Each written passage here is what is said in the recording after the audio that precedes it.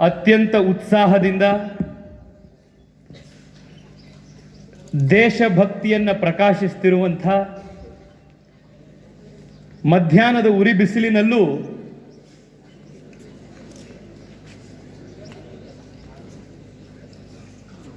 ದೇಶ ಪ್ರೇಮದ ಪ್ರಕಾಶದಿಂದ ಇಲ್ಲೆಲ್ಲ ಒಂದು ಹೊಸ ಚೈತನ್ಯವನ್ನು ನಮಗೆ ಕೊಡ್ತಾ ಇರುವಂಥ ಎಲ್ಲ ನನ್ನ ಆತ್ಮೀಯ ವಿದ್ಯಾರ್ಥಿ ಸ್ನೇಹಿತರೆ, ನಾವೆಲ್ಲರೂ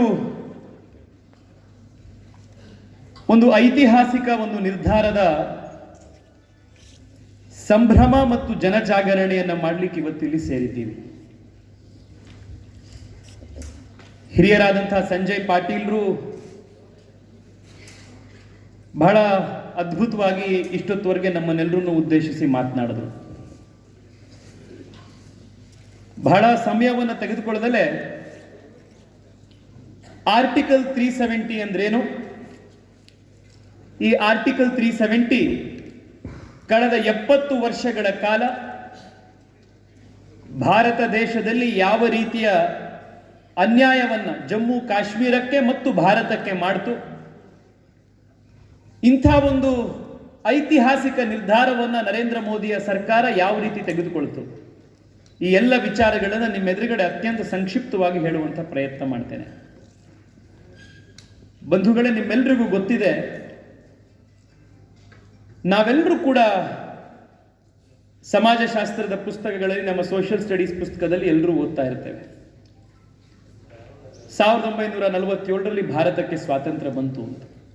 ಭಾರತಕ್ಕೆ ಸ್ವಾತಂತ್ರ್ಯ ಬಂದ ಮರುದಿನವೇ ಪಾಕಿಸ್ತಾನ ಭಾರತದ ಮೇಲೆ ದಾಳಿ ಮಾಡಿತು. ಭಾರತ ಇಂಡಿಯನ್ ಇಂಡಿಪೆಂಡೆನ್ಸ್ ಆಕ್ಟ್ ಅನ್ನ ಆಗಿನ ಬ್ರಿಟಿಷ್ ಪ್ರಧಾನಿ ಕ್ಲಿಮೆಂಟ್ ಆಟ್ಲಿ ಸೈನ್ ಮಾಡಿ ಭಾರತಕ್ಕೆ ಸ್ವಾತಂತ್ರ್ಯ ಕೊಡುವಂತ ಸಂದರ್ಭದಲ್ಲಿ ಸುಮಾರು 500ಕ್ಕೂ ಹೆಚ್ಚು ಪ್ರಿನ್ಸ್ಲಿ ಸ್ಟೇಟ್ಗಳು ಭಾರತದಲ್ಲಿದ್ದು, ಸ್ವಾಯತ್ತ ಸಂಸ್ಥೆಗಳು, ರಾಜ ಸಂಸ್ಥೆಗಳು. ಆಗಿನ ನಮ್ಮ ಗೃಹ ಮಂತ್ರಿಗಳಾದಂತಹ ಲೋಹ ಪುರುಷ, ಉಕ್ಕಿನ ಮನುಷ್ಯ ಸರ್ದಾರ್ ವಲ್ಲಭಭಾಯ್ ಪಟೇಲ್ ರವರು ಆ ಎಲ್ಲ ಪ್ರಿನ್ಸ್ಲಿ ಸ್ಟೇಟ್ಗಳೊಂದಿಗೆ ಸಂಬಂಧವನ್ನ ಗಟ್ಟಿ ಮಾಡಿ 500ಕ್ಕೂ ಹೆಚ್ಚು ರಾಜ್ಯಗಳನ್ನು ಭಾರತದೊಂದಿಗೆ ಸಂಪೂರ್ಣವಾಗಿ ವಿಲೀನ ಮಾಡಿದರು. ಆ ವಿಲೀನ ಪ್ರಕ್ರಿಯೆಯಲ್ಲಿ ಎಕ್ಸೆಪ್ಷನ್ ಆಗಿ ನಮಗೆ ಉಳಿದಿದ್ದು ಆಗಲೇ ತಿಳಿಸಿದ ಹಾಗೆ 3. ಆ 3ರಲ್ಲೂ ಹೈದರಾಬಾದ್ ಮತ್ತು ಜುನಾಗಢ್ ಈ ಎರಡನ್ನೂ ಉಸ್ತುವಾರಿಯನ್ನು ಪಡೆದಿದ್ದು, ಇನ್ಚಾರ್ಜ್ನ ಪಡೆದಿದ್ದು ಸರ್ದಾರ್ ಪಟೇಲ್. ಯಾವಾಗ ಹೈದರಾಬಾದ್ ನಿಜಾಮ ನಾನು ಭಾರತದೊಂದಿಗೆ ಸೇರೋದಿಲ್ಲ ಅಂತ ಹೇಳಿ ಡೈರೆಕ್ಟ್ ಆಕ್ಷನ್ ಅಂತ ಹೇಳಿ ಭಾರತೀಯರ ಮೇಲೆ ಹೈದರಾಬಾದ್ನಲ್ಲಿ ದಾಳಿ ಮಾಡಿಸಿದ್ನು, ಅವನ ಪ್ರೈವೇಟ್ ಆರ್ಮಿ ರಜಾಕರ್ಸ್ ಅನ್ನೋರನ್ನ ಬಳಸಿ ಭಾರತದ ಕೇಂದ್ರ ಸರ್ಕಾರ ಸರ್ದಾರ್ ಪಟೇಲ್ರ ನೇತೃತ್ವದಲ್ಲಿ ಇಡೀ ಹೈದರಾಬಾದ್ ನಿಜಾಮನ ಆಸ್ಥಾನವನ್ನ, ಸಂಸ್ಥಾನವನ್ನ ಭಾರತಕ್ಕೆ ವಶಪಡಿಸಿಕೊಳ್ತು. 2 ದಿನದ ಒಂದು ಪ್ರಕ್ರಿಯೆಯಲ್ಲಿ. ಅದೇ ರೀತಿ ಜುನಾಗಢಕ್ಕೂ ಆಯಿತು. ಜಮ್ಮು ಕಾಶ್ಮೀರವನ್ನು ಮಾತ್ರ ಜವಾಹರ್ಲಾಲ್ ನೆಹರು, ನಾನು ಅದನ್ನು ಹ್ಯಾಂಡಲ್ ಮಾಡ್ತೀನಿ, ಯಾಕೆಂದ್ರೆ ನಾನು ಕಾಶ್ಮೀರದಿಂದ ಬಂದಿರೋನು, ನನಗೆ ಕಾಶ್ಮೀರದ ವಿಚಾರ ಬಹಳ ಚೆನ್ನಾಗಿ ಗೊತ್ತಿದೆ, ನನಗೆ ಕಾಶ್ಮೀರ ಬಿಡಿ ಅಂತ ಕೇಳಿದ್ರು. ಅವ್ರಿಗೂ ಮತ್ತು ಶೇಖ್ ಅಬ್ದುಲ್ಲಾರಿಗೂ ಬಹಳ ಆತ್ಮೀಯ ಸಂಬಂಧ ಇದ್ದಿದ್ರಿಂದ ಅವರು ಶೇಖ್ ಅಬ್ದುಲ್ಲಾ ಅಲ್ಲಿನ ಒಬ್ಬ ಮುಖಂಡರು, ಅವರ ಒಂದು ಅಡ್ವೈಸ್ನ ಮೇಲೆ ಸಾಕಷ್ಟು ಆಕ್ಟಿವಿಟೀಸ್ಗಳನ್ನು ಮಾಡಿದ್ರು. ಮಹಾರಾಜ ಹರಿಸಿಂಗ್ ಭಾರತದೊಂದಿಗೆ ಸಂಪೂರ್ಣವಾಗಿ ಜಮ್ಮು ಕಾಶ್ಮೀರವನ್ನು ವಿಲೀನ ಮಾಡಿದ ನಂತರ ಅಲ್ಲಿ ಒಂದು ಜಮ್ಮು ಕಾಶ್ಮೀರದಲ್ಲೂ ಬೇರೆ ಬೇರೆ ಕಡೆ ಹೇಗೆ ರಾಜ್ಯ ಸರ್ಕಾರಗಳು ಸ್ಥಾಪನೆ ಆಯಿತು, ಅದೇ ರೀತಿ ರಾಜ್ಯ ಸರ್ಕಾರ ಅಲ್ಲೂ ಕೂಡ ಸ್ಥಾಪನೆ ಆಯಿತು. ಆ ರಾಜ್ಯ ಸರ್ಕಾರಕ್ಕೆ ಶೇಖ್ ಅಬ್ದುಲ್ಲಾ ಮುಖ್ಯಸ್ಥರಾದರು. ಈ ಎಲ್ಲ ಆಗುವಂತ ಸಂದರ್ಭದಲ್ಲಿ ಅವರು ಒಂದು ಪ್ರತ್ಯೇಕವಾದಂತಹ ಒಂದು ವಿಶೇಷ ಡಿಮ್ಯಾಂಡ್ ಅನ್ನ ಇಟ್ಟರು. ಜಮ್ಮು ಕಾಶ್ಮೀರಕ್ಕೂ ಬೇರೆ ರಾಜ್ಯಗಳಿಗೂ ವಿಶೇಷತೆ ಇದೆ. ಆ ವಿಶೇಷತೆ ಇರುವಂತಹ ಕಾರಣ ಜಮ್ಮು ಕಾಶ್ಮೀರಕ್ಕೆ ಸಂವಿಧಾನದಲ್ಲಿ ಒಂದು ವಿಶೇಷ ಸ್ಥಾನಮಾನವನ್ನು ಕಲ್ಪಿಸ್ಕೊಡಿ ಅಂತಂದ್ರು. ಯಾವುದ ವಿಶೇಷ ಸ್ಥಾನಮಾನ? ಭಾರತ ಸರ್ಕಾರ ಭಾರತದ ಇನ್ಯಾವುದೇ ರಾಜ್ಯಗಳಿಗೆ ಮತ್ತು ಭಾರತ ದೇಶಕ್ಕೆ ಸಂಪೂರ್ಣವಾಗಿ ಅಪ್ಲೈ ಆಗುವಂತಹ ಯಾವ್ಯಾವ ಕಾನೂನನ್ನ ಮಾಡಿದ್ರೂ ಕೂಡ ಜಮ್ಮು ಕಾಶ್ಮೀರದ ಸರ್ಕಾರ ಅದನ್ನು ಓಕೆ ಇದು ನಮ್ಮ ರಾಜ್ಯದಲ್ಲೂ ಅಳವಡಿಸಿ ಅಂತ ಹೇಳಿ ಪರ್ಮಿಷನ್ ಕೊಡೋವರೆಗೂ ಅದು ಜಮ್ಮು ಕಾಶ್ಮೀರದಲ್ಲಿ ಅಳವಡಿಸೋದಿಲ್ಲ ಅನ್ನುವಂಥ ಒಂದು ವಿಶೇಷ ಸ್ಥಾನಮಾನ ಕೊಡಿ ಅಂತ ಕೇಳಿದೆ.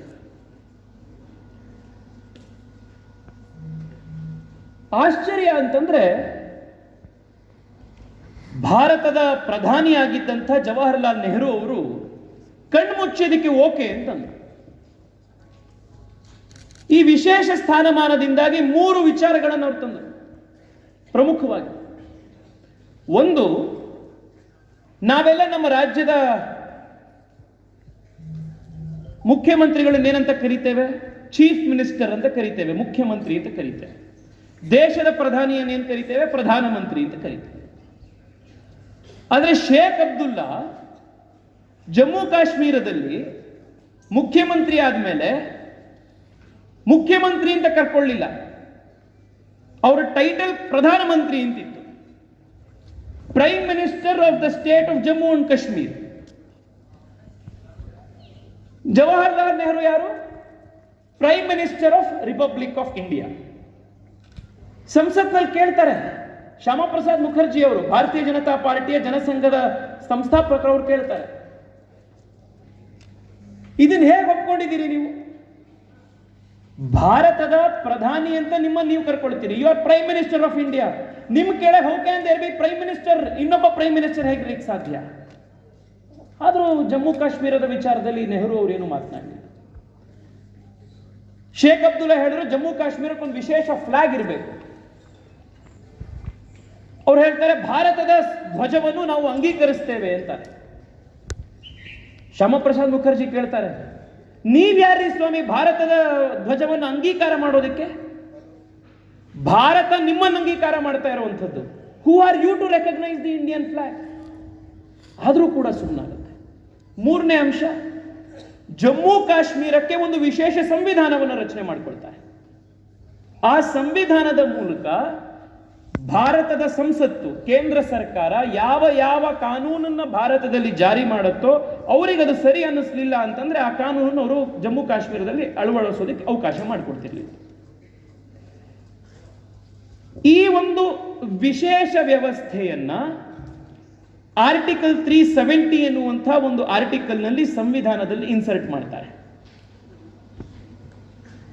ಆದ್ರೆ ಇದನ್ನ ಭಾರತದ ಸಂವಿಧಾನದಲ್ಲಿ ಇದನ್ನ ಸೇರಿಸುವಂತ ಸಂದರ್ಭದಲ್ಲಿ ತೀವ್ರ ವಿರೋಧ, ಎಲ್ಲ ಪಕ್ಷಗಳಿಂದ ವಿರೋಧ ಆಗುತ್ತೆ. ಸ್ವತಃ ಬಾಬಾ ಸಾಹೇಬ್ ಅಂಬೇಡ್ಕರ್ ಹೇಳ್ತಾರೆ,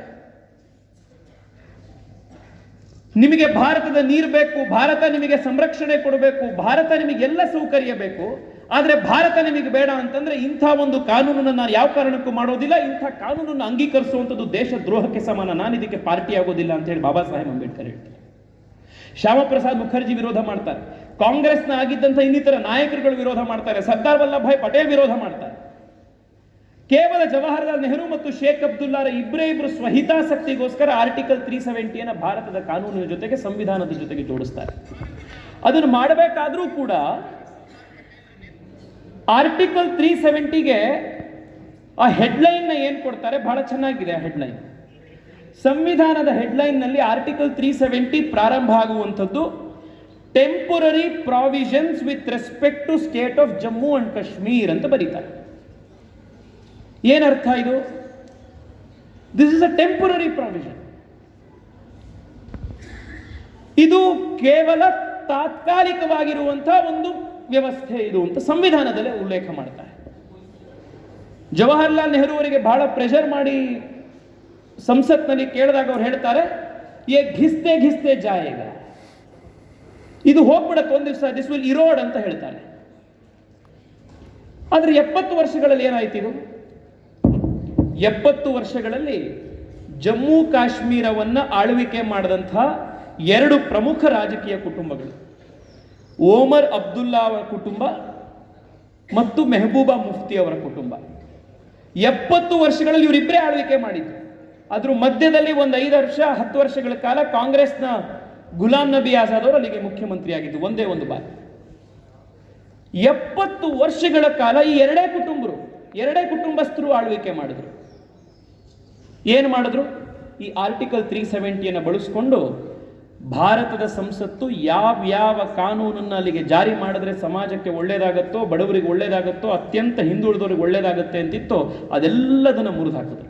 ನಾನು ನಿಮಗೆ 5-6 ಉದಾಹರಣೆ ಕೊಡ್ತೇನೆ ಅಷ್ಟೇ. ಇಡೀ ದೇಶದಲ್ಲಿ ಭ್ರಷ್ಟಾಚಾರದ ವಿರುದ್ಧ ಕಾನೂನುಗಳಿವೆ. ಆದರೆ ಜಮ್ಮು ಕಾಶ್ಮೀರದಲ್ಲಿ ಭಾರತದ ಸರ್ಕಾರಕ್ಕೆ ಸರಿ ಇದೆಯೋ ಇಲ್ವೋ ಅಂತ ಹೇಳಿ ಆಡಿಟ್ ಮಾಡುವಂಥ CAG ಜಮ್ಮು ಕಾಶ್ಮೀರದಲ್ಲಿ ಅಪ್ಲೈ ಆಗೋದಿಲ್ಲ. ಜಮ್ಮು ಕಾಶ್ಮೀರದಲ್ಲಿ ಆಂಟಿ ಕರಪ್ಷನ್ ಬ್ಯೂರೋ ಇಲ್ಲ. ಜಮ್ಮು ಕಾಶ್ಮೀರದಲ್ಲಿ ಕೇಂದ್ರ ಸರ್ಕಾರದ ಸೆಂಟ್ರಲ್ ವಿಜಿಲೆನ್ಸ್ ಕಮಿಷನ್ ಅಪ್ಲೈ ಆಗೋದಿಲ್ಲ. ಯಾಕೆಂದ್ರೆ ಆರ್ಟಿಕಲ್ 370 ಮುಖಾಂತರ ಇದು ಯಾವುದನ್ನೂ ಕೂಡ ಅವರು ಅಲ್ಲಿಗೆ ಅಳವಡಿಸ್ಕೊಳ್ಳಿಲ್ಲ. ಯಾವುದೇ ರೀತಿಯ ತನಿಖೆಯನ್ನು ಮಾಡಲಿಕ್ಕೆ ಅವಕಾಶ ಮಾಡಿಕೊಡ್ಲಿಲ್ಲ. ಇದರಿಂದ ಏನಾಯಿತು? ನಿಮಗೆ ಗಾಬರಿ ಆಗ್ಬೋದು. ಇದನ್ನು ಯೋಚನೆ ಮಾಡಿ. ಆರ್ಟಿಕಲ್ 370 ಬಳಸ್ಕೊಂಡು ಯಾವ ಮಟ್ಟದ ಭ್ರಷ್ಟಾಚಾರ ಮಾಡಿದ್ರು ಅಂತ. ಈಗ ನಮ್ಮ ರಾಜ್ಯದಲ್ಲಿ ಈಗ ಉದಾಹರಣೆಗೆ ಮುಖ್ಯಮಂತ್ರಿ ಯಾರು ಆಗ್ತಾರೆ. ಮುಖ್ಯಮಂತ್ರಿ ಆದಾಗ ಅವ್ರಿಗೆ 5 ವರ್ಷಕ್ಕೋಸ್ಕರ ಬೆಂಗಳೂರಿನಲ್ಲಿ ಇನ್ನೆಲ್ಲೋ ಒಂದು ಕಡೆ ಅವರಿಗೆ ವಿಶೇಷವಾದಂಥ ಒಂದು ನಿವಾಸ ಕೊಟ್ಟಿರ್ತಾರೆ. ಮುಖ್ಯಮಂತ್ರಿಗಳ ಅಧಿಕೃತ ಅಫಿಷಿಯಲ್ ನಿವಾಸ. ಆ ನಿವಾಸ ಅದು ಯಾರು ಮುಖ್ಯಮಂತ್ರಿ ಆಗಿರ್ತಾರೋ ಅವರ ವೈಯಕ್ತಿಕ ಸ್ವತ್ತಲ್ಲ ಅದು. ಅದೇ ರೀತಿ ನಮ್ಮ ರಾಜಭವನ, ಈಗ ಯಾರು ರಾಜ್ಯಪಾಲರಾಗಿರ್ತಾರೆ ಅವರ ಅವಧಿ ಮುಗಿಯೋವರೆಗೂ ಅವ್ರಿಗೆ ಆ ಜಾಗ, ಅದಾದ್ಮೇಲೆ ಇನ್ಯಾರು ಬರ್ತಾರೋ ಅವ್ರಿಗೆ ಅದನ್ನು ಕೊಟ್ಟು ಹೋಗಬೇಕು. ವೈಯಕ್ತಿಕ ಮನೆ ಅಲ್ಲ ಅದು, ಅದು ಸಾರ್ವಜನಿಕರ ಸ್ವತ್ತು. ಜಮ್ಮು ಕಾಶ್ಮೀರದಲ್ಲಿ ಇವರೆಲ್ಲರೂ ಕಾನೂನು ಮಾಡಿಕೊಂಡು ಯಾರ್ಯಾರು ಮುಖ್ಯಮಂತ್ರಿಗಳಾಗ್ತಾರೋ ಅವರೆಲ್ರಿಗೂ ಕೂಡ ಅವರ ಸಾಯೋವರೆಗೂ, ಜೀವನಾವಧಿಯವರೆಗೂ ಆ ಮನೆ ಅವ್ರದ್ದು ಸ್ವಂತ ಮನೆ ಅಂತ ಮಾಡಿಕೊಂಡ್ರು ಕಾನೂನು. ಪ್ರತಿ ವರ್ಷ 30 ಕೋಟಿಯಿಂದ 50 ಕೋಟಿ ರೂಪಾಯಿಯನ್ನ ಬರೀ ಮನೆ ರಿನೋವೇಷನ್ ಮಾಡ್ಕೊಂಡಿದ್ದಾರೆ. ಒಂದು ನಿಮಿಷ ಇದ್ರ ಗಾತ್ರ ಯೋಚನೆ ಮಾಡಿ. ನಾನು ಉದಾಹರಣೆ ಕೊಡ್ತಿರೋದು ಒಂದು ಸಣ್ಣ ಮನೆದು. ಅವರು ಸ್ವಂತ ಉಳ್ಕೊಳ್ಳೋವಂಥ ಮನೆಗೆ ವರ್ಷ ಅವರು ರಿನೋವೇಷನ್ನಿಗೆ ಈ ಸತಿ ಕುರ್ಚಿ ಹಾಳಾಗಿದೆ, ಹೊಸ ಟೈಲ್ಸ್ ಹಾಕಿಸ್ಬೇಕು, ಫರ್ನಿಚರ್ ಚೇಂಜ್ ಮಾಡಬೇಕು, ಇದಕ್ಕೆ ಅವರು ಎಡ್ಕೊತಿದ್ದ ದುಡ್ಡು ಭಾರತ ಸರ್ಕಾರದಿಂದ ಎಷ್ಟು ಅಂತಂದ್ರೆ 30 ರಿಂದ 50 ಕೋಟಿ ರೂಪಾಯಿ ತಗೊಳ್ತಿದ್ರು. ಯಾರು ಮುಖ್ಯಮಂತ್ರಿಗಳು? ಶೇಖ್ ಅಬ್ದುಲ್ಲಾ ಮುಖ್ಯಮಂತ್ರಿ, ಅವ್ರಿಗೊಂದು ಮನೆ. ಅವ್ರ ಮಗ ಫಾರೂಕ್ ಅಬ್ದುಲ್ಲಾ ಮುಖ್ಯಮಂತ್ರಿ, ಅವ್ರಿಗೊಂದು ಮನೆ. ಅವ್ರ ಮೊಮ್ಮಗ ಓಮರ್ ಅಬ್ದುಲ್ಲಾ ಮುಖ್ಯಮಂತ್ರಿ, ಅವನಿಗೂ ಒಂದು ಮನೆ.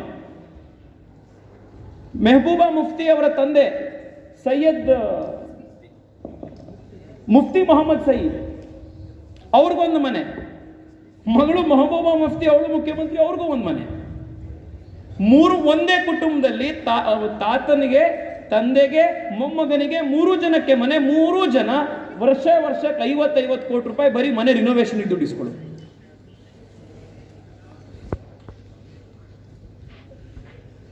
ಇಡೀ ಜಮ್ಮು ಕಾಶ್ಮೀರವನ್ನ ಅತ್ಯಂತ ಕಡು ಬಡತನದಲ್ಲಿಟ್ಟರು ಇವರು. ಪಾಕಿಸ್ತಾನ ಈ ಆರ್ಟಿಕಲ್ 370 ಬಳಸಿಕೊಂಡು ಅಲ್ಲಿದ್ದಂಥ ನಮ್ಮ ಜಮ್ಮು ಕಾಶ್ಮೀರದ ಯುವಕ ಮತ್ತು ಯುವತಿಯರಿಗೆ ಭಾರತ ನಿಮ್ಮ ಮೇಲೆ ದಬ್ಬಾಳಿಕೆ ಮಾಡ್ತಾ ಇದೆ ಅನ್ನುವಂಥ ಒಂದು ಪೆಡಂಭೂತವನ್ನ ಸೃಷ್ಟಿ ಮಾಡಿ ಭಾರತದ ವಿರುದ್ಧ ಅವರನ್ನ ಎತ್ತಿ ಕಟ್ಟುವಂಥ ಪ್ರಯತ್ನ ಮಾಡ್ತಾ ಇದ್ರು. ಬಹಳ ಬೇಸರದ ಸಂಗತಿ ಅಂತಂದ್ರೆ ಈ ಆರ್ಟಿಕಲ್ 370 ಇಂದಾಗಿ ಸ್ಕೂಲ್ನಲ್ಲಿ, ಕಾಲೇಜ್ನಲ್ಲಿ ನಮ್ಮಂತೆ ವಿದ್ಯಾಭ್ಯಾಸ ಮಾಡಿ ಅವರ ಉಜ್ವಲ ಭವಿಷ್ಯವನ್ನು ಕಂಡುಕೊಳ್ಬೇಕಾದಂಥ ಜಮ್ಮು ಕಾಶ್ಮೀರದ ಯುವಕರನ್ನ, ವಿಶೇಷವಾಗಿ ಕಾಶ್ಮೀರದ ಯುವಕರನ್ನ ತಲೆ ಕೆಡಿಸಿ ಪ್ರತಿ ಶುಕ್ರವಾರ ಅವ್ರ ನಮಾಜ್ ಮುಗಿಸಿ ಬಂದ ಮೇಲೆ ಅವ್ರ ಕೈಗೆ ಕಲ್ಲನ್ನು ಕೊಟ್ಟು ಭಾರತದ ಸೈನಿಕರ ಮೇಲೆ ಕಲ್ಲೆಸಿರಿ ಅಂತ ಹೇಳಿ ಅವರು ಈ ಯಾರ್ಯಾರು ಟೆರರಿಸ್ಟ್ ಆರ್ಗನೈಸೇಷನ್ಸ್ಗಳಿದ್ವು ಅವರೆಲ್ಲರೂ ಅದನ್ನು ಶುರು ಮಾಡಿಸಿದ್ರು. 70 ವರ್ಷಗಳ ಕಾಲ ಇದನ್ನು ಮಾಡಿದ್ರು. ಆದರೆ ಆ ಟೆರರಿಸ್ಟ್ ಆರ್ಗನೈಸೇಷನ್ಗಳು, ಸಪರೇಟಿಸ್ಟ್ ಆರ್ಗನೈಸೇಷನ್ಗಳ ಮುಖಂಡರುಗಳು ಅವ್ರ ಮಕ್ಕಳನ್ನ ಏನು ಮಾಡ್ತಾ ಇದ್ರು? ಲಂಡನ್ನಲ್ಲಿ ಮತ್ತು ಅಮೆರಿಕಾದಲ್ಲಿ ದೊಡ್ಡ ದೊಡ್ಡ ಯೂನಿವರ್ಸಿಟಿಯಲ್ಲಿ ಅವರನ್ನು ಓದಿಸ್ತಾ ಇದ್ರು. ಕಲ್ಲು ಹೊಡೆದು ಇಂಡಿಯನ್ ಆರ್ಮಿಯ ಬುಲೆಟ್ಗಳನ್ನು ತಿನ್ನಲಿಕ್ಕೆ ಕಾಶ್ಮೀರದ ಯುವಕರನ್ನ ಕಳಿಸೋರು. ಅವ್ರಿಗೆ ವಿದ್ಯಾಭ್ಯಾಸ ಕೊಡ್ತಿರ್ಲಿಲ್ಲ, ಉದ್ಯೋಗಾವಕಾಶಗಳನ್ನು ಸೃಷ್ಟಿಸ್ತಿರ್ಲಿಲ್ಲ. ಆದರೆ ಅವ್ರ ಸ್ವಂತ ಮಕ್ಕಳಿಗೆ ಮಾತ್ರ ಅವ್ರಿಗೆ ಒಳ್ಳೆ ಭವಿಷ್ಯ ಇರಬೇಕು ಅಂತ ಹೇಳಿ ವಿದೇಶ ಕಳಿಸಿ ಅವ್ರಿಗೆ ಓದಿಸೋರು. 70 ವರ್ಷ ಇದನ್ನ ನಡ್ಕೊಂಡು ಬಂತು. ಯಾರಾದರೂ ಆರ್ಟಿಕಲ್ 370ಯ ಬಗ್ಗೆ ಇದನ್ನು ಬದಲಾಯಿಸಬೇಕು ಅಂತ ಚರ್ಚೆ ಬಂದ್ರೆ, ಆರ್ಟಿಕಲ್ 370ಯನ್ನು ಮುಟ್ಟಿದ್ರೆ ರಕ್ತಪಾತ ಆಗ್ಬಿಡುತ್ತೆ ಅಂತ ಹೇಳಿ ಭಾರತ ಸರ್ಕಾರಕ್ಕೆ ಹೆದರಿಸೋದು. ಇದೇ ಆರ್ಟಿಕಲ್ 370ಇಂದಾಗಿ 1990ನೇ ಇಸ್ವಿಯಲ್ಲಿ ಪಾಕಿಸ್ತಾನದಿಂದ ಪ್ರೇರಣೆಯನ್ನು ಪಡೆದು ಅಲ್ಲಿದ್ದಂಥ ಕಾಶ್ಮೀರದವರನ್ನೇ ಬಳಸಿ ಕಾಶ್ಮೀರದಲ್ಲಿದ್ದಂಥ ಸುಮಾರು 3.5 ಲಕ್ಷ ಕಾಶ್ಮೀರಿ ಪಂಡಿತರನ್ನ ಕಾಶ್ಮೀರದಿಂದ ಓಡಿಸಿದ್ರು. ರಾತ್ರೋರಾತ್ರಿ ಅವರ ಮನೆಯಿಂದ ಅವರನ್ನು ಹೊರಗಡೆ ಓಡಿಸಿದ್ರು. ಲಕ್ಷಾಂತರ ಜನರ ಮಾರಣ ಹೋಮ ಆಯಿತು. 41,500ಕ್ಕೂ ಹೆಚ್ಚು ಜನ ಈ ಆರ್ಟಿಕಲ್ 370ಇಂದಾಗಿ ಈ ದೇಶದಲ್ಲಿ ಹುತಾತ್ಮರಾಗಿದ್ದಾರೆ. 41,500 ಜನ. 2 ಕುಟುಂಬಗಳ ರಾಜಕೀಯ ಹಿತಾಸಕ್ತಿಗೋಸ್ಕರ 70 ವರ್ಷಗಳ ಕಾಲ ಇಡೀ ಭಾರತ ಸರ್ಕಾರವನ್ನ ಅವರು ರಕ್ತ ಸಿಕ್ತ ಮಾಡುವಂತಹ ಒಂದು ಯೋಜನೆ ಈ ಆರ್ಟಿಕಲ್ 370ಇಂದ ನಡೀತಾ ಇತ್ತು. ಇವತ್ತು ಮಾತನಾಡ್ತಾ ಇದ್ರು ಜಮ್ಮು ಕಾಶ್ಮೀರದಲ್ಲಿ ಈ ಒಂದು ಬದಲಾವಣೆಯನ್ನು ತರಬೇಕು ಅಂತ ಹೊರಟಾಗ ಭಾರತೀಯ ಜನತಾ ಪಾರ್ಟಿ ನರೇಂದ್ರ ಮೋದಿ ಕೋಮುವಾದಿಗಳು ಅದಕ್ಕೆ ಇದನ್ನು ಮಾಡ್ಲಿಕ್ಕೆ ಹೋಗ್ತಾ ಇದ್ದಾರೆ. ಇದು ಸೆಕ್ಯುಲರಿಸಂನ ಮೇಲೆ ನಡೀತಾ ಇರುವಂತಹ ಪ್ರಹಾರ, ಇದು ಜಾತ್ಯತೀತತೆಯ ಮೇಲೆ ನಡೀತಾ ಇರುವಂತಹ ಪ್ರಹಾರ. ಇದು ನಾನಾಗ ಒಂದು ಆರ್ಟಿಕಲ್ ಬರೆದಿದ್ದೆ. ಜಮ್ಮು ಕಾಶ್ಮೀರದ ಅಸೆಂಬ್ಲಿ ಏನಿದೆ, ಜಮ್ಮು ಕಾಶ್ಮೀರದ ಕಾನ್ಸ್ಟಿಟ್ಯೂಷನ್ ಏನಿತ್ತು, ವಿಶೇಷವಾದಂತಹ ಕಾನ್ಸ್ಟಿಟ್ಯೂಷನ್, ಆ ಜಮ್ಮು ಕಾಶ್ಮೀರದ ಕಾನ್ಸ್ಟಿಟ್ಯೂಷನ್ ನಲ್ಲಿ ಭಾರತದ ಕಾನ್ಸ್ಟಿಟ್ಯೂಷನ್ನ ಪ್ರಿಯಾಂಬಲ್ ನಿಮ್ಮೆಲ್ಲರಿಗೂ ಗೊತ್ತಿದೆ. ಭಾರತದ ಕಾನ್ಸ್ಟಿಟ್ಯೂಷನ್ನ ಪ್ರಿಯಾಂಬಲ್ ನಲ್ಲಿ ಸೆಕ್ಯುಲರ್ ಮತ್ತು ಸೋಷಿಯಲಿಸ್ಟ್ ಅನ್ನುವಂಥ 2 ಪದ ಇದೆ. ಇದು ಸೆಕ್ಯುಲರ್ ರಾಷ್ಟ್ರ ಅಂತ. ಜಮ್ಮು ಕಾಶ್ಮೀರದ ಸಂವಿಧಾನದಲ್ಲಿ ಸೆಕ್ಯುಲರ್ ಅನ್ನುವಂಥ ಪದ ಇಲ್ಲ. 3 ಬಾರಿ ಜಮ್ಮು ಕಾಶ್ಮೀರದ ಸಂವಿಧಾನದಲ್ಲಿ ಸೆಕ್ಯುಲರ್ ಅನ್ನುವಂಥ ಪದವನ್ನ ಆಡ್ ಮಾಡಿ ಅಂತ ಹೇಳಿ ಅಲ್ಲಿನ ಶಾಸಕರು 3 ಬಾರಿ ಪ್ರಯತ್ನವನ್ನ ಮಾಡ್ತಾರೆ. ಪ್ರೈವೇಟ್ ಮೆಂಬರ್ ಬಿಲ್ ಅನ್ನು ತೆಗೆದುಕೊಂಡು ಬಂದು 3 ಬಾರಿ ಅಲ್ಲಿದ್ದಂಥ ಎಲ್ಲಾ ರಾಜಕೀಯ ಪಕ್ಷಗಳು ಆ ಒಂದು ರೆಸಲ್ಯೂಷನ್ ಅನ್ನು ಹೊಡೆದು ಹಾಕ್ತಾರೆ. ಇವತ್ತು ಯಾವ ಪಾರ್ಟಿಗಳು ನರೇಂದ್ರ ಮೋದಿ ಮತ್ತು ಅಮಿತ್ ಶಾ ಅವರು ಆರ್ಟಿಕಲ್ 370ನ ತೆಗೆದುಹಾಕೋದನ್ನ ವಿರೋಧ ಮಾಡಿದ್ರು, ಇದು ಸೆಕ್ಯುಲರಿಸಂನ ವಿರೋಧ ಅಂತ, ಅದೇ ರಾಜಕೀಯ ಪಕ್ಷಗಳು ಜಮ್ಮು ಕಾಶ್ಮೀರದ ಕಾನ್ಸ್ಟಿಟ್ಯೂಷನ್ ಅಲ್ಲಿ ಸೆಕ್ಯುಲರಿಸಂ ಅನ್ನುವಂಥ ಪದವನ್ನು ಬರ್ಲಿಕ್ಕೆ ಬಿಟ್ಟಿರಲಿಲ್ಲ. ಇದು ಇವರ ಢೋಂಗಿತನ. 70 ವರ್ಷಗಳ ಕಾಲ ಜಮ್ಮು ಕಾಶ್ಮೀರದಲ್ಲಿ ಭಾರತದ ಬೇರೆ ಕಡೆಗೆ ಅಪ್ಲೈ ಆಗುವಂತ ಯಾವುದೇ ರಿಸರ್ವೇಶನ್ ಅಲ್ಲಿ ಅಪ್ಲೈ ಆಗ್ತಿರ್ಲಿಲ್ಲ. ಇವತ್ತು ನಾವೆಲ್ಲರೂ ಕೂಡ ಸಮಾಜದಲ್ಲಿ ಅತ್ಯಂತ ಹಿಂದುಳಿದ ವರ್ಗಗಳಿಗೆ ರಿಸರ್ವೇಶನ್ ಕೊಟ್ಟಿರೋದ್ರಿಂದ ಎಂಥ ಬೆನಿಫಿಟ್ಗಳಾಗಿದೆ ಅನ್ನೋದನ್ನು ನಾವೆಲ್ಲರೂ ಉದಾಹರಣೆಯನ್ನು ನೋಡಿದ್ದೀವಿ. ಆದರೆ 70 ವರ್ಷಗಳ ಕಾಲ ಜಮ್ಮು ಕಾಶ್ಮೀರದಲ್ಲಿ ಅದು ಅಪ್ಲೈ ಆಗಿರಲಿಲ್ಲ. ಜಮ್ಮು ಕಾಶ್ಮೀರದಲ್ಲಿ ಇನ್ನೊಂದು ವಿಶೇಷ ಕಾನೂನು ಏನಿತ್ತು ಅಂತಂದ್ರೆ, ನಾವ್ಯಾರೂ ಕೂಡ ಭಾರತದ ಬೇರೆ ಭಾಗದಿಂದ ಬಂದವರು ಜಮ್ಮು ಕಾಶ್ಮೀರದಲ್ಲಿ ಹೋಗಿ ನಾವು ಭೂಮಿಯನ್ನು ಪರ್ಚೇಸ್ ಮಾಡ್ಲಿಕ್ಕೆ ಆಗ್ತಿರ್ಲಿಲ್ಲ. ಈಗ ನೀವು ಯಾವ್ದಾದ್ರೂ ಒಂದು ಊರಿಗೆ ಭೂಮಿಯನ್ನು ಪರ್ಚೇಸ್ ಮಾಡ್ಲಿಕ್ಕೆ ನಿಮ್ಗೆ ಹಕ್ಕಿಲ್ಲ ಅಂತಂದ್ರೆ ಅಲ್ಲಿ ನೀವು ಯಾರು ಹೋಗಿ ಬಿಸ್ನೆಸ್ ಇನ್ವೆಸ್ಟ್ ಮಾಡ್ತೀರಿ? ಯಾರೂ ಕೂಡ ಬಿಸ್ನೆಸ್ ಇನ್ವೆಸ್ಟ್ ಮಾಡಕ್ ಆಗ್ತಿರ್ಲಿಲ್ಲ. ಅಂಥ ಟೂರಿಸಂನ ಒಂದು ಅವಕಾಶ ಇದ್ರೂ ಕೂಡ ಜಮ್ಮು ಕಾಶ್ಮೀರದಲ್ಲಿ ಟೂರಿಸಂ ಯಾಕೆ ಬೆಳಿಲಿಲ್ಲ ಅಂತಂದ್ರೆ, ಯಾರಾದ್ರೂ ಒಬ್ರು ಬಂಡವಾಳ ಹಾಕ್ತೀವಿ ಅಂತ ಹೋಗೋರಿಗೆ ಒಂದು ಹೋಟೆಲ್ ಶುರು ಮಾಡೋಣ ಅಂತಂದ್ರೆ ಅವರಿಗೆ ಹೋಟೆಲ್ನ ಬಂಡವಾಳ ಹಾಕಿದ್ರೆ ಹೋಟೆಲ್ ರೈಟ್ಸೇ ಅವ್ರಿಗೆ ಇರ್ತಿರ್ಲಿಲ್ಲ. ಆದ್ರೆ ಪಾಕಿಸ್ತಾನದಿಂದ ಯಾರಾದ್ರೂ ಬಂದ್ರೆ ಅವ್ರಿಗೆ ಅವಕಾಶ ಮಾಡಿಕೊಡ್ತೀವಿ. 70 ವರ್ಷಗಳ ಕಾಲ ಹೀಗೆ ನಡೀತು. ಸಂಜಯ್ ಪಾಟೀಲ್ ಅವರು ಆಗ್ಲೇ ಉಲ್ಲೇಖ ಮಾಡಿದ್ರು, ಜಮ್ಮು ಕಾಶ್ಮೀರದ ಹೆಣ್ಮಗಳು ಜಮ್ಮು ಕಾಶ್ಮೀರದ ಹೊರಗಡೆ ಇರುವಂತ ಇನ್ಯಾರೋ ಒಬ್ಬ ಭಾರತೀಯನ ಮದುವೆ ಆದ್ರೆ ಆ ಹೆಣ್ಣು ಮಗುಗೆ ಅವರಿಗೆ ಯಾವ ಆಸ್ತಿಯ ಮೇಲೆ ಹಕ್ಕಿತ್ತು ಆ ಆಸ್ತಿಯ ಹಕ್ಕು ಕಳೆದು ಹೋಗ್ತಿತ್ತು. ಜಮ್ಮು ಕಾಶ್ಮೀರದಲ್ಲಿ 2 ರೀತಿಯ ಸಿಟಿಸನ್ಸ್ ಅನ್ನ ಮಾಡಿದ್ರು, ಪರ್ಮನೆಂಟ್ ರೆಸಿಡೆಂಟ್ಸ್ ಮತ್ತು ಜಮ್ಮು ಕಾಶ್ಮೀರದ ಇಂಡಿಯನ್ ರೆಸಿಡೆಂಟ್ಸ್ ಅಂತ. ಲೋಕಸಭೆಯಲ್ಲಿ ಅವಕಾಶ ಆಗ್ತಿತ್ತು ವೋಟ್ ಹಾಕ್ಲಿಕ್ಕೆ. ಲಕ್ಷಾಂತರ ಜನಕ್ಕೆ ಜಮ್ಮು ಕಾಶ್ಮೀರದ ವಿಧಾನಸಭಾ ಚುನಾವಣೆಯಲ್ಲಿ ವೋಟ್ ಹಾಕ್ಲಿಕ್ಕೆ ಬಿಡ್ತಿರ್ಲಿಲ್ಲ ಅವರು.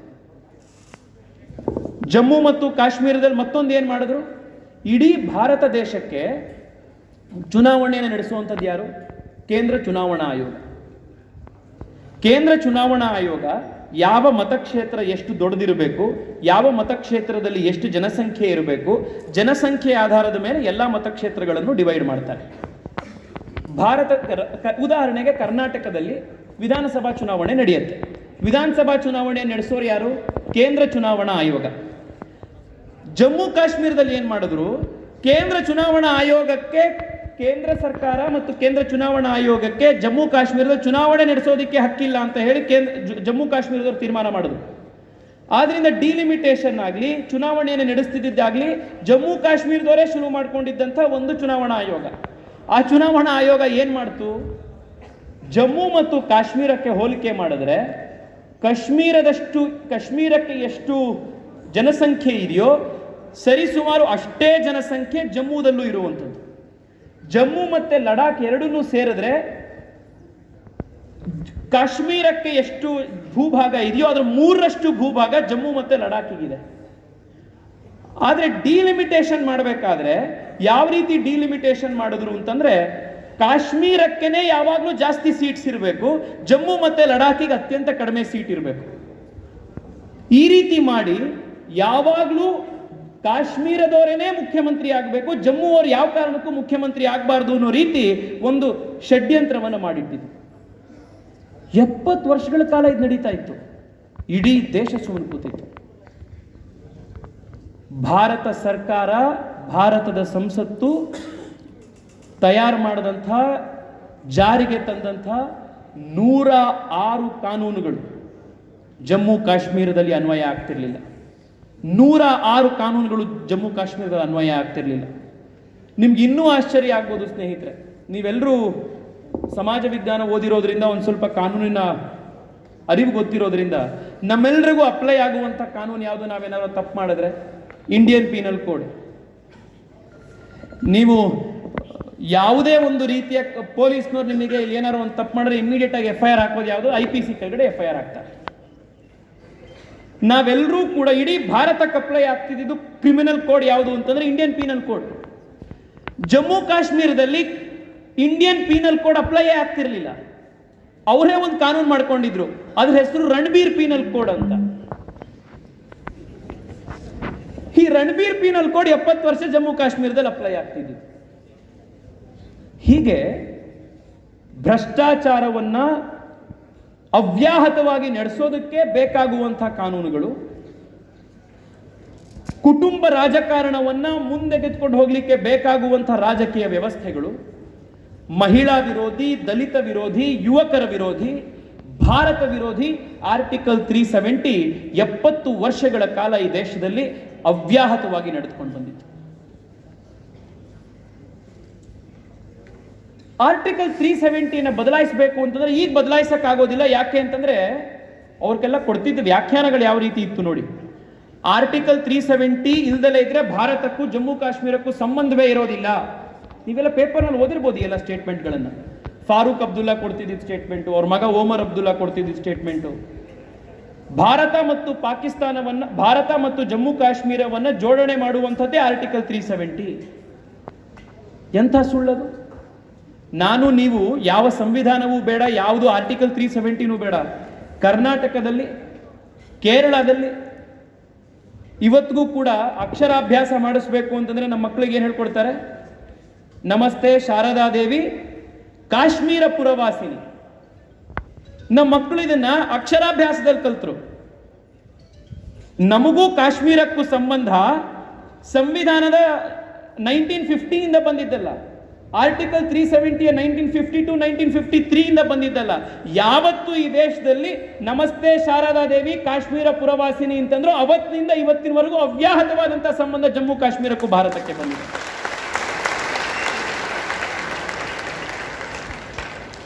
ಜಮ್ಮು ಕಾಶ್ಮೀರದಲ್ಲಿ ನಮ್ಮ ದೇವಸ್ಥಾನಗಳಿವೆ. ಕೇರಳದ ಒಂದು ಮೂಲೆಯಿಂದ ಹೊರಟಂತ ಆದಿಶಂಕರಾಚಾರ್ಯರು ಕಾಶ್ಮೀರದ ಇನ್ನೊಂದು ಮೂಲೆಯಲ್ಲಿ ಹೋಗಿ ಅವರು ದೇವಸ್ಥಾನವನ್ನು ರಚನೆ ಮಾಡ್ತಾರೆ. ಸೊ ಜಮ್ಮು ಕಾಶ್ಮೀರಕ್ಕೂ ಭಾರತಕ್ಕೂ ಸಂಬಂಧ ಶೇಖ್ ಅಬ್ದುಲ್ಲಾ ಮತ್ತು ಜವಾಹರ್ಲಾಲ್ ನೆಹರು ಸೃಷ್ಟಿ ಮಾಡಿದಂಥ ಇನ್ಸ್ಟ್ರೂಮೆಂಟ್ ಆಫ್ ಆಕ್ಸೆಷನ್ ಇಂದಾಗಲಿ ಅಥವಾ ಆರ್ಟಿಕಲ್ 370 ಇಂದಾಗಲ್ಲ. ಭಾರತದ ಹಕ್ಕು. ಇನ್ನು ಮುಂದೆ ಹೇಳ್ತಾರೆ ಆರ್ಟಿಕಲ್ 370 ಭಾರತ ಸರ್ಕಾರಕ್ಕೆ ಯಾಕೆ ತೆಗೆದುಹಾಕ್ಲಿಕ್ಕೆ ಆಗೋದಿಲ್ಲ ಅಂತಂದ್ರೆ, ಆರ್ಟಿಕಲ್ 370 ಇದನ್ನ ಒಂದು ನಿಮಿಷ ಟೆಕ್ನಿಕಲ್ ಆಗಿದೆ, ಬಟ್ ಆದ್ರೆ ಎಂಥ ಚಾಣಾಕ್ಷತನದಿಂದ ನರೇಂದ್ರ ಮೋದಿ ಮತ್ತು ಅಮಿತ್ ಶಾ ಅವರು ಇದನ್ನ ಮಾಡಿದ್ರು ಅನ್ನೋದನ್ನ ನೀವು ಅರ್ಥ ಮಾಡ್ಕೊಳ್ಳಿ. ಆರ್ಟಿಕಲ್ 370 3 ಭಾಗ ಬರುತ್ತೆ. ಮೊದಲ ಭಾಗದಲ್ಲಿ ಆರ್ಟಿಕಲ್ 370 ಅವರು ಹೇಳ್ತಾರೆ, ಜಮ್ಮು ಕಾಶ್ಮೀರದ ಸರ್ಕಾರ ಪರ್ಮಿಷನ್ ಕೊಡುವಂಥ ಕಾನೂನುಗಳಿಗೆ ಮಾತ್ರ ಜಮ್ಮು ಕಾಶ್ಮೀರದಲ್ಲಿ ಅವಕಾಶ ಇರುತ್ತೆ. ಕೇಂದ್ರ ಸರ್ಕಾರ ಮತ್ತು ಭಾರತದ ಸಂಸತ್ತು ರಚನೆ ಮಾಡುವಂಥ ಯಾವ ಕಾನೂನಿಗೂ ಈ ರೀತಿಯ ಪರ್ಮಿಷನ್ ಇಲ್ಲದೆ ಅಪ್ಲೈ ಆಗೋದಿಲ್ಲ. ಇದು ಮೊದಲ ಪ್ರಾವಿಷನ್. ಎರಡನೇ ಪ್ರಾವಿಷನ್ ಅಲ್ಲಿ ಹೇಳ್ತಾರೆ, ಭಾರತದ ಸಂವಿಧಾನದಲ್ಲಿ ಯಾವುದಾದ್ರೂ ಒಂದು ಈ ಒಂದು ಆರ್ಟಿಕಲ್ 370 ಏನಾದರೂ ಬದಲಾವಣೆ ಮಾಡಬೇಕು ಅನ್ನೋದಾದ್ರೆ ಜಮ್ಮು ಕಾಶ್ಮೀರದ ಕಾನ್ಸ್ಟಿಟ್ಯೂಯೆಂಟ್ ಅಸೆಂಬ್ಲಿ ಅಂದ್ರೆ ಜಮ್ಮು ಕಾಶ್ಮೀರದ ಸಂವಿಧಾನವನ್ನು ರಚನೆ ಮಾಡಿದಂತಹ ಸಭೆ ಯಾವುದಿದೆ ಆ ಸಭೆಯ ಅನುಮೋದನೆಯನ್ನು ಪಡೆದು ಆರ್ಟಿಕಲ್ 370 ಬದಲಾವಣೆ ಮಾಡಬಹುದು. ಇವರೆಲ್ಲರೂ 70 ವರ್ಷಗಳ ಕಾಲ ಆರ್ಗ್ಯುಮೆಂಟ್ ಮಾಡ್ತಿದ್ದೇನು ಅಂದ್ರೆ, ಈ ಜಮ್ಮು ಕಾಶ್ಮೀರದ ಸಂವಿಧಾನವನ್ನು ರಚನೆ ಮಾಡಿದಂಥ ಸಂವಿಧಾನದ constituent assembly of Jammu Kashmir ಇವತ್ತಿಲ್ಲ. ಯಾಕೆಂದ್ರೆ ಜಮ್ಮು ಕಾಶ್ಮೀರದ ಸಂವಿಧಾನ ರಚನೆ ಮಾಡಿದ ಕೆಲಸ ಮುಗಿದೋಗ್ಬಿಟ್ಟಿದೆ. ಆದ್ರಿಂದ ಆರ್ಟಿಕಲ್ 370 ಎಂದೂ ಬದಲಾಯಿಸಕ್ಕೆ ಸಾಧ್ಯ ಆಗೋದಿಲ್ಲ. ಯಾಕೆಂದ್ರೆ ಆ ಬಾಡಿನೇ ಇಲ್ವಲ್ಲ. ಯಾವ್ದ್ರ ಅನುಮೋದನೆಯನ್ನು ಪಡೆದು ಆರ್ಟಿಕಲ್ 370 ಬದಲಾಯಿಸಬೇಕೋ ಆ ಸಂಸತ್ತು, ಆ ಒಂದು ಕಾನ್ಸ್ಟಿಟ್ಯೂಯೆಂಟ್ ಅಸೆಂಬ್ಲಿ ಈಗಿಲ್ದಲೇ ಇರೋದ್ರಿಂದ ಆರ್ಟಿಕಲ್ 370 ಪರ್ಮನೆಂಟ್, ಅದನ್ನ ಎಂದೂ ಬದಲಾಯಿಸಕ್ಕಾಗೋದಿಲ್ಲ ಅಂತ ಆರ್ಗ್ಯುಮೆಂಟ್ ಮಾಡ್ತಿದ್ರು. ನರೇಂದ್ರ ಮೋದಿ ಮತ್ತು ಅಮಿತ್ ಶಾ ಅವರು ಮತ್ತು ಅರುಣ್ ಜೇಟ್ಲಿ ಈಗ ಗೊತ್ತಿಲ್ಲ, ನಾವಿವತ್ತು ಅವ್ರನ್ನ ನೆನಪಿಸ್ಕೊಳ್ಬೇಕು. ಯಾಕೆಂದ್ರೆ ಅವರ ಒಂದು ಕಾನೂನಿನ ಸಲಹೆಯನ್ನು ಪಡೆದು ಇವೆಲ್ಲ ಅತ್ಯಂತ ಸೀಕ್ರೆಟ್ ಆಗಿ ನಡೀತು. ಅಮಿತ್ ಶಾ ಅವರು ಅವತ್ತು ರಾಜ್ಯಸಭೆಗೆ ಬಂದು ರಾಜ್ಯಸಭೆಯಲ್ಲಿ ಇದನ್ನ ಮಂಡಿಸೋವರೆಗೂ ಯಾರಿಗೂ ಈ ಆರ್ಟಿಕಲ್ 370 ರದ್ದು ಮಾಡ್ತಾರೆ ಅನ್ನುವಂಥ ಒಂದೇ ಒಂದು ನುಸುಳು ಕೂಡ ಹೊರಗಡೆ ಬರದಲ್ಲೇ ಇರೋ ರೀತಿ ಇದೊಂದು ಕೆಲಸವನ್ನು ಮಾಡಿದ್ರು. ಹೇಗೆ ಮಾಡಿದ್ರು? ಜಮ್ಮು ಕಾಶ್ಮೀರದ ಕಾನ್ಸ್ಟಿಟ್ಯೂಯೆಂಟ್ ಅಸೆಂಬ್ಲಿ ಇಲ್ದಲೇ ಇರೋದಕ್ಕೆ ಒಂದು ಪರ್ಯಾಯ ವ್ಯವಸ್ಥೆಯನ್ನು ಕ್ರಿಯೇಟ್ ಮಾಡಿದ್ರು. ಭಾರತದ ಕಾನ್ಸ್ಟಿಟ್ಯೂಷನ್ ನಲ್ಲಿ ಆರ್ಟಿಕಲ್ 368 ಒಂದು ಅಮೆಂಡ್ಮೆಂಟ್ ಅನ್ನು ತಂದರು. ಆ ಅಮೆಂಡ್ಮೆಂಟ್ ಏನು ಅಂತಂದ್ರೆ, ಭಾರತದ ಸಂವಿಧಾನದ ಬೇರೆ ಬೇರೆ ಆಯಾಮಗಳನ್ನು ಹೇಗೆ ಇಂಟರ್ಪ್ರಿಟ್ ಮಾಡಬೇಕು ಅನ್ನೋದಕ್ಕಿರುವಂತಹ ಒಂದು ವ್ಯವಸ್ಥೆ. ಆ ಒಂದು ಆರ್ಟಿಕಲ್ಗೆ ಒಂದು ಅಮೆಂಡ್ಮೆಂಟ್ ಅನ್ನು ತಂದರು. ಆ ಅಮೆಂಡ್ಮೆಂಟ್ ನಲ್ಲಿ ಏನಂತ ಅಮೆಂಡ್ಮೆಂಟ್ ತಂದ್ರು? ಆರ್ಟಿಕಲ್ 370 ಎಲ್ಲೆಲ್ಲಿ constituent assembly of Jammu and Kashmir ಅನ್ನುವಂಥ ಪದ ಪ್ರಯೋಗ ಆಗಿದೆಯೋ ಆ ಎಲ್ಲ ಕಡೆ state legislature of Jammu and Kashmir ಅನ್ನುವಂಥ ರೀತಿ ಅರ್ಥ ಮಾಡಿಕೊಳ್ಬೇಕು ಅನ್ನುವಂಥ ಮೊದಲನೇ ಒಂದು ಪ್ರಯತ್ನ ಮಾಡಿದ್ರು. ನಿಮಗೆ ಗೊತ್ತಾಗ್ತಿದೆಯಾ ನಾ ಹೇಳ್ತಿರುವಂಥದ್ದು? Are you following me? So first ಅವ್ರು ಮಾಡಿದ್ದೇನು, ಆರ್ಟಿಕಲ್ 370 ಎಲ್ಲೆಲ್ಲಿ